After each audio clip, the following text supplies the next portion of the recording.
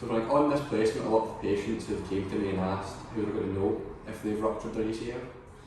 Okay, so the answer to that is that you can't be sure you've ruptured your ACL, okay, but there are certain signs both at the time of the injury and as you see them for an assessment when you come into the clinic that give you that information. You can't be 100% sure unless you get them scanned, which you may want to go on and do. Look, if you're on a football park or if you're a rugby game or you're on a ski slope, there are certain things patients will say. They'll often say their knee popped or they have a crack. You might also, if you're quickly honest, you might see their knee actually swelling from it. So I often have what's called a hemostasis, which is an immediate swelling within the knee. Remember, often ACLs are a combination of injuries, so it's not just an isolated ACL. You might have a medial ligament, you might have a meniscal tear, you might have other injuries, you might have fractures within the joint. So you can't be 100% sure. If you get to see them 2, 3, 4 weeks afterwards when they come back from the trip or when they've decided their knees not just settle themselves, that's when you can start looking at your testing. I tend to concentrate on the Lackman's test, which is an anterior glide test, but you can use an anterior drop test. I tend to encourage physios not to pivot shift patients. That's a specialist job, in my opinion. Because it can, if you do it badly or do it wrong, you can maybe cause maybe more trauma. So if the patient tells you that they have a pop, they have a crack, their knee immediately swells, and then you do an anterior drop test, there's a very strong chance that they've torn their anterior cruciate. You would then confirm that with scanning. The patients have also been asking if they have ruptured the ACL, are they going to need surgery or not, and what's the best option to go for that? So that is possibly the most common questions people ask me, one of the most common questions people ask me. My anterior cruciate has been ruptured, we know that, it's been shown in scan, and they may or may not have other combination of injuries, but if we're just talking about an isolated ACL, then the way I describe that to patients is I use a wee diagram. So I split people into houses. Some houses are built with stilts with four stilts. Every house is 4 stilts. There's a bamboo house, there's a wood house, and there's a brick house. What does that mean? That means that in a bamboo house, it's not very rigid, it's quite floppy, and it's not got a lot of tensile strength, there's not a lot of strength in the pillars. A brick house is made of brick, so it's strong as an ox. That's the one that's itself. I'm made of brick, my knees don't move very much, my joints are quite tight. But there's a middle group, and quite common middle group who I describe as wood.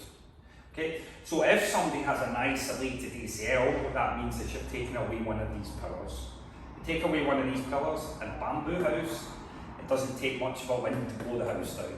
Okay, so in football terms, somebody who's very floppy and flexible, if you take away their ACL, there's a chance that their knee's going to go unstable, so they get fixed.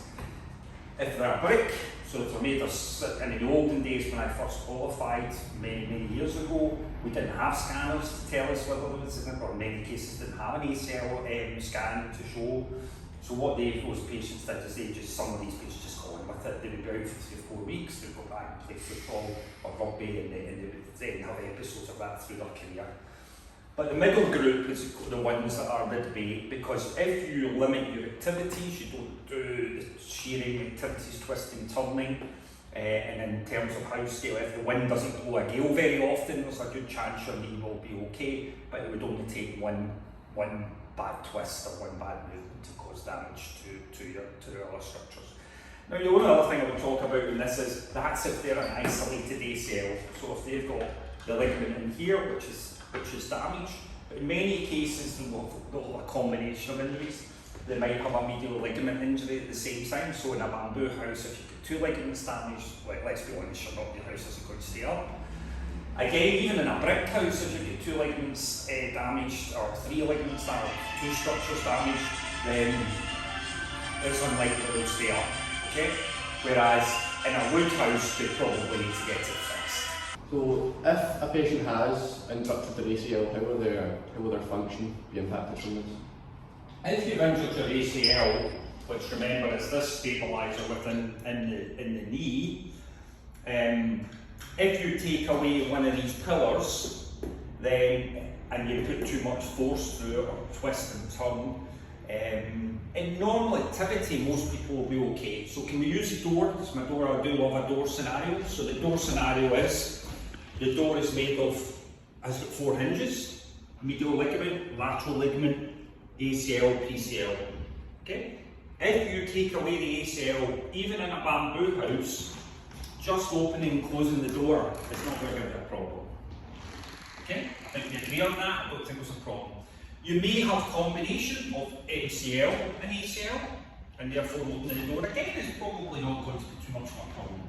And even if you've got a bit of damage to the joint, like your meniscus might get damaged, or maybe other structures damaged, but bone bruising, whatever there is, then again you'll almost certainly, after 6 to 12 weeks of the joint settling itself down, then you probably won't be closed. However, there is no way the door is going to take too much force. Okay, so twisting on it, pulling on it, and that's when you have to limit the activities. So if you want to have a joint, if you want to use a joint without an ACL and you're a bamboo, you're going to struggle. If you're going to have an ACL and you're in a wood, in this scenario, then again you will struggle if you twist and turn too much. It doesn't matter who you are, you will struggle.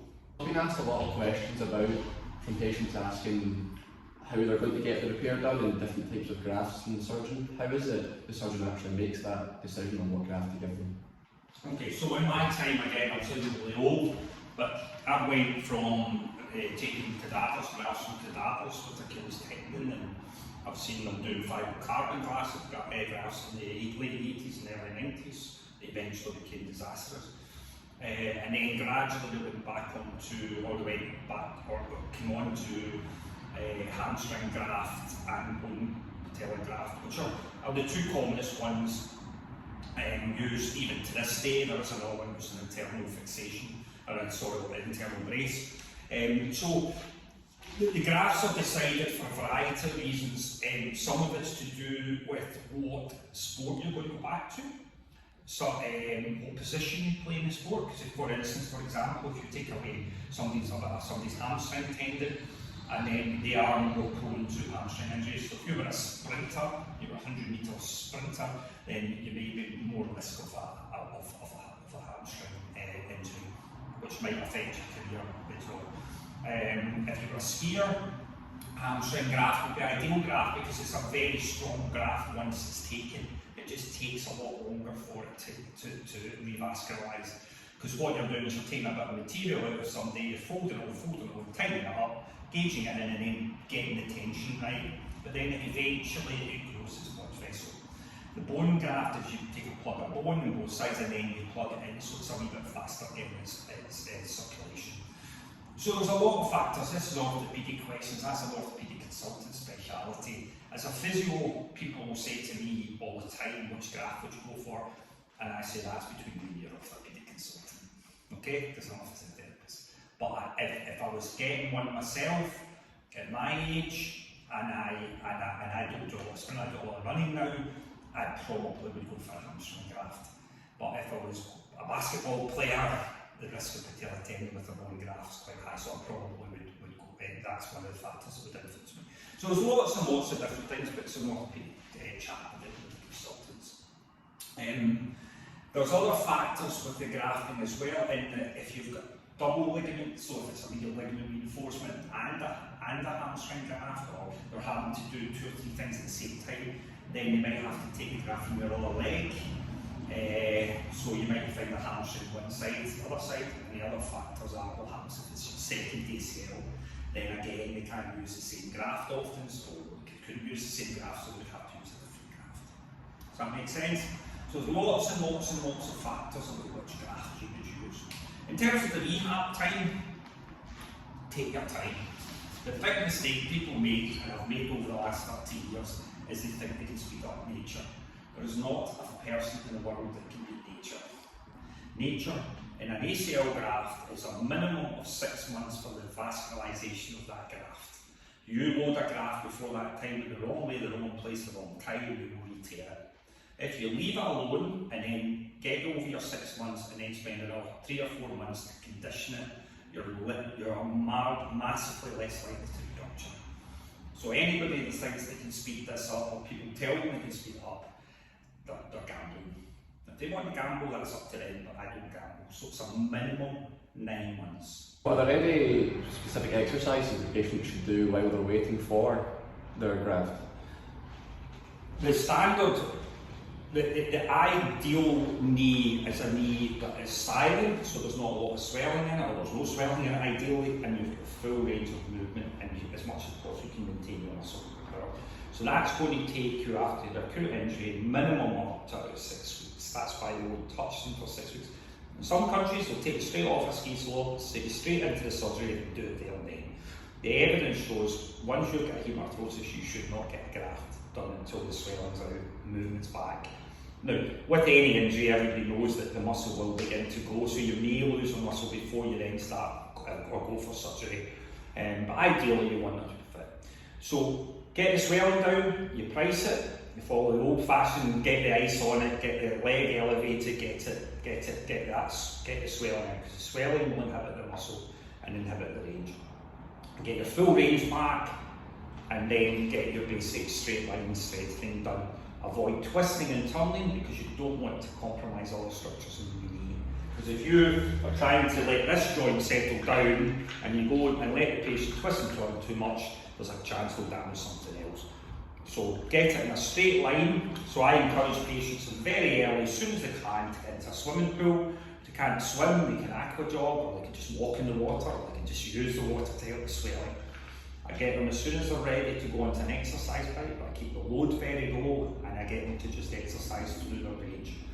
And I also get them to do the old-fashioned quadriceps drill.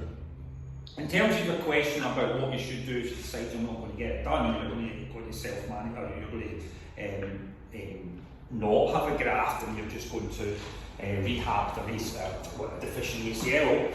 The programs are very similar to the ACL program because, in theory, you're lacking anterior stability. So, in theory, you should be working predominantly on strengthening your posterior chain, so your glutes, your hamstring, your calves.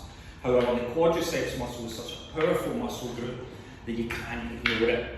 So, generally speaking, straight line activities, avoid twisting and turning for the first, at least for the first 6 weeks, but probably up to the first 12 weeks, and then gradually we can reintroduce a wee bit of pivoting activities if we've decided we're not needing to get an ACL graft.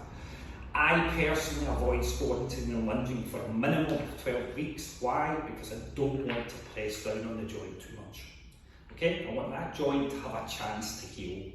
So even though people all over the world now, everybody wants to do squatting and lunging, for that first 12 weeks post ACL injury, I avoid loading too much.